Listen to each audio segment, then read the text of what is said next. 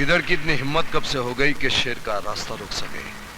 गीदड़ नहीं, सांड, जंगली सांड। और जब जंगली सांड शेर के सामने आ जाता है तो शेर भी दुम दबाकर भाग जाता है। लेकिन इस बार ये जंगली सांड तुम्हें भागने का मौका भी नहीं देगा। तुमने मेरे भाई के जितने टुकड़े किए हैं उससे कई ज्यादा टुकड़े मैं तुम्हारे शरीर के करूंगा। सांड की खाल पहन लेने से गीदड़ की जात नहीं बदलती परशुराम।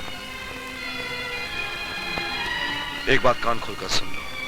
जिस राज को छिपाने के लिए तुम्हारे भाई की जान गई, अगर वो राज तुम्हें मालूम है तो बता देना। जानते हुए भी कहीं छिपा गए तो तुम्हारा हश्र तुम्हारे भाई से भी भयानक होगा। हश्र तो तुम्हारा बुरा होगा देवा। जरा पीछे मुड़कर देखो। देवा ने कभी पीछे मुड़कर देखना सिखा ही नहीं। मैं अपने दुश्मन की चाल का नक्शा हाथ में लेकर घूमता हूं।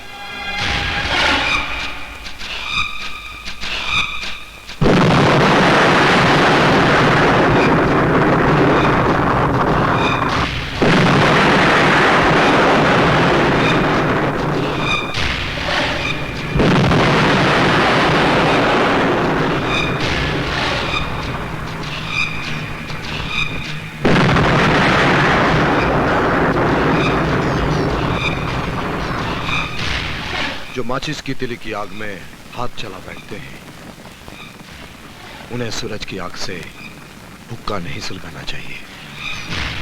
आइंदा जब शेर का शिकार करने निकलो तो आंखों से भाई की मौत के आंसू पोंछ कर निकलना, वरना तुम्हें पता ही नहीं चलेगा कब शेर सामने आया, झपटा और तुम्हारा शिकार करके चला गया।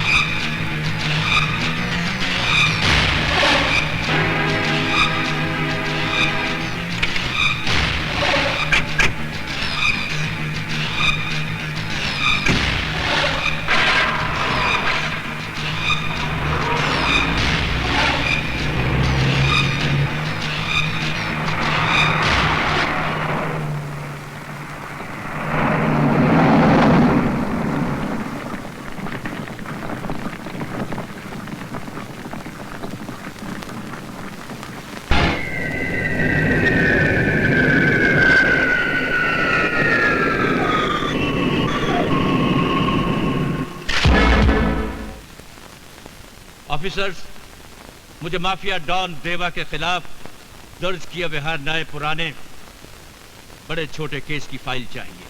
सर, माफिया डॉन देवा के खिलाफ किसी भी पुलिस थाने में कोई भी रिपोर्ट दर्ज नहीं है। What do you mean?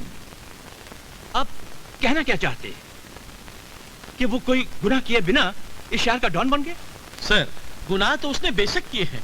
अब जैसे प्रजापति के कत्ल का केस दर्ज हुआ है, पर उसमें देवा का नाम हमारे रिपोर्ट में न दर्ज हुआ है, न किसी ने लिखाया है और न ही किसी ने बयान दिया है।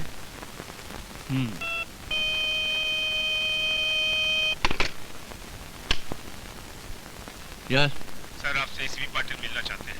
हाँ ठीक है, उन्हें अंदर भेज दो। Officers, you may go now.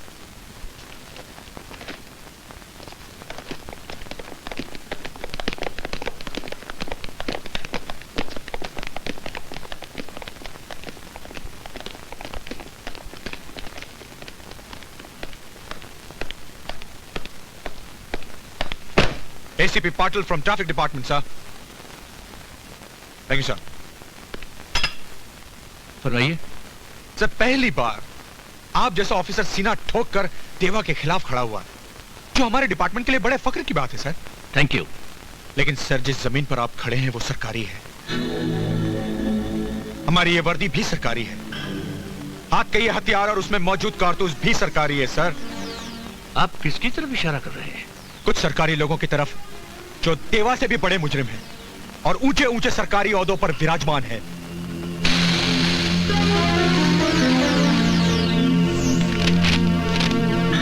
हकीकत जानने के लिए आपको देवा के पहले गुनाह की फाइल खोलनी पड़ेगी सर, लेकिन जरा सावधानी से।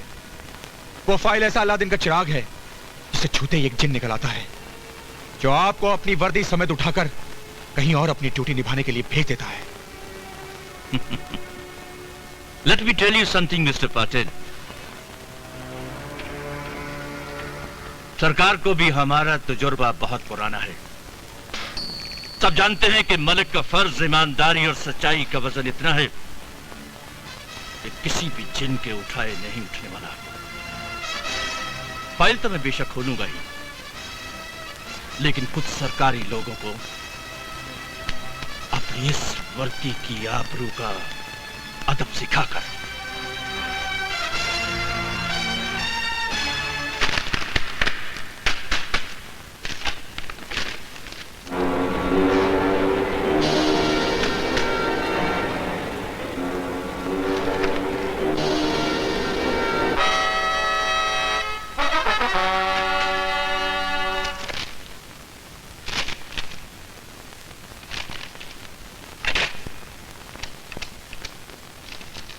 इंस्पेक्टर राणे, पता लगाओ कि आज से करीबन 18 साल पहले बॉम्बे पूना हाईवे पर एक पोल्ट्री फार्म हुआ करता था। जी सर। जिसका मालिक भंडारी नाम का एक शख्स था। और कुछ महीने पहले उसका कत्ल हुआ। ये क्या गड़े मुर्दे उखाड़ रहे हो कमिश्नर? 18 दिन हो गए मेरे भाई का कत्ल हुए और आप 18 साल पहले की फाइल खोज रहे हो। जिस शहर में जिंदा आदमी गवाही देने से इनकार करते हैं, वहां मुर्दों के बयान से ही छानबीन करनी पड़ेगी। छानबीन? छानबीन की जरूरत क्या है, जबकि आप खुद चश्मदीद गवाह हैं? गिरफ्तार क्यों नहीं करते? अपनी गवाही के दम पर अगर मैं उसे गिरफ्तार कर भी लूं, तो कल कातिल छूट जाएगा, क्योंकि कोर्ट पुलिस वालों की गवाही मंजूर नहीं करती है। कोर्ट कचहरी बाद में देख लेंगे, पहले तुम मेरे भाई के कातिल देवा को गिरफ्तार करो। जिस यकीन से आप देवा को अपने भाई का कातिल ठहरा रहे हैं, आई फेल टू अंडरस्टैंड। उसी यकीन से आपने उसके खिलाफ नामजद रिपोर्ट क्यों नहीं लिखवाई?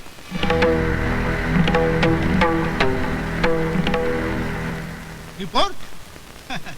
इसलिए ये फाइलों का गोदाम बढ़ाने के लिए? पहले भी कई रिपोर्ट इन फाइलों में पड़ी सड़ रही है। क्या मेरे भाई का केस भी इन फाइलों में दफना देना चाहते हो? फॉर योर काइंड इंफॉर्मेशन, ये फाइलें सड़ नहीं रही हैं। ये फाइलें गुनहगारों की कहानियां हैं जिन्हें हम सुराग के लिए इस्तेमाल करते हैं। और ये बात मैं आप पर साबित करके रहूंगा इस फाइल से कि देवा के पहले गुनाह की डिटेल्स में यकीनन प्रजापति के कत्ल के पीछे कौन सा मकसद था।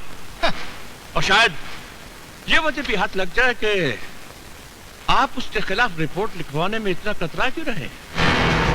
कतरा तो आप रहे देवा को गिरफ्तार करने से, और गिरफ्तार कर भी कैसे सकते हैं, क्योंकि आपका पूरा डिपार्टमेंट बिका हुआ है। क्या तक कि आप भी देवा के ताश का एक पत्ता है, पत्ता।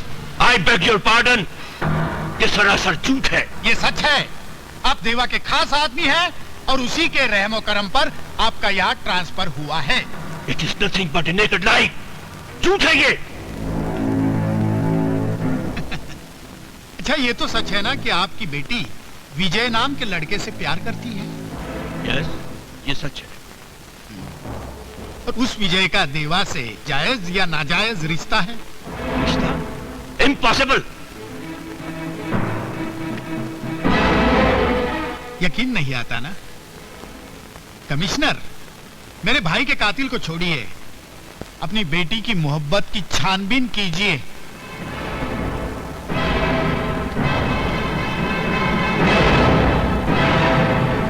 प्रिंसिपल साहब, विजय का देवा से जायज या नाजायज क्या रिश्ता है? रिश्ते तो सभी जायज होते हैं कमिश्नर साहब, नाजायज तो उन्हें हालात बना देते हैं। अपने इस फलसफे में आप खामखा पाप ढकने की कोशिश कर रहे हैं। साफ साफ क्यों नहीं कहते कि विजय देवा की नाजायज औलाद है? I beg your pardon. आप जैसे सभ्य आदमी के मुंह से ऐसी सभ्य बात सुनकर बहुत दुख हुआ कमिश्नर साहब। फॉर ए काइंड इंफॉर्मेशन, विजय अपने बाप प्रशांत कापरे की जायज औलाद है।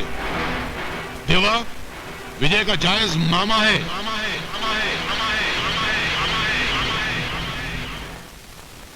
ये अचानक आपको विजय में क्या बुराई नजर आ गई? आपको वो पसंद था ना डैडी? उसकी अच्छाइयां जब तुमने गिनवाई थी तो ये खासियत बताना भूल गई थी कि वो इस शहर के डॉन देवा का भांजा है। डैडी, डैडी विजय ने ये रिश्ता अपनी मर्जी से तो नहीं चुना। इसमें विजय का कोई दोष नहीं है। तो फिर इसमें कसूर तुम्हारा है कि तुम कमिश्नर ऑफ पुलिस मलिक की बेटी हो, और ये तुम अच्छी तरह से जानती हो कि ये कमिश्नर यानी तुम्हारा बाप अपने फर्ज पे सब कुछ कमाल कर सकता है, यहां तक कि अपनी बेटी को भी।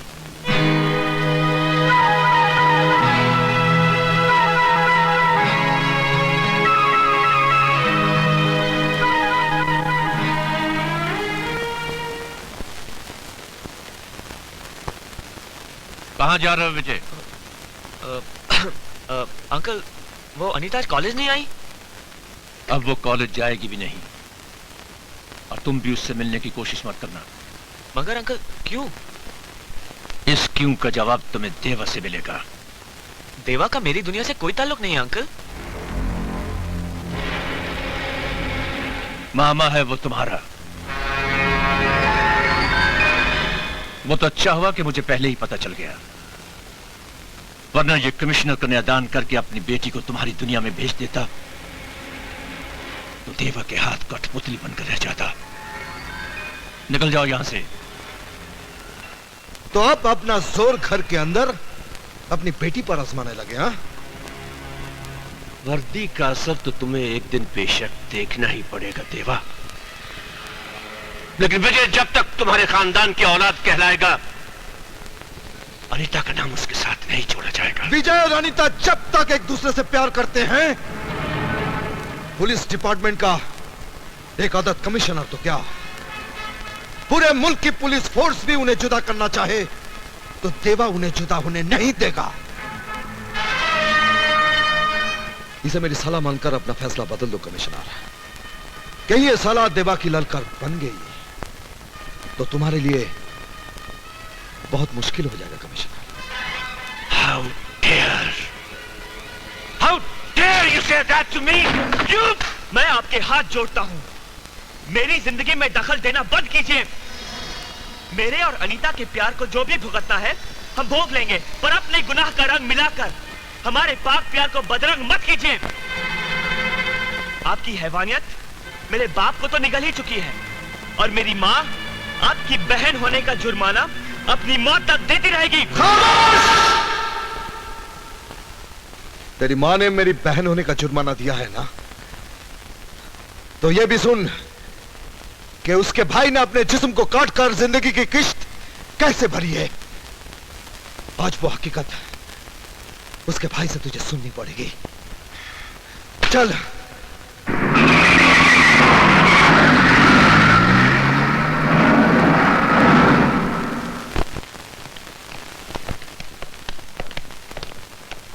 बैठो।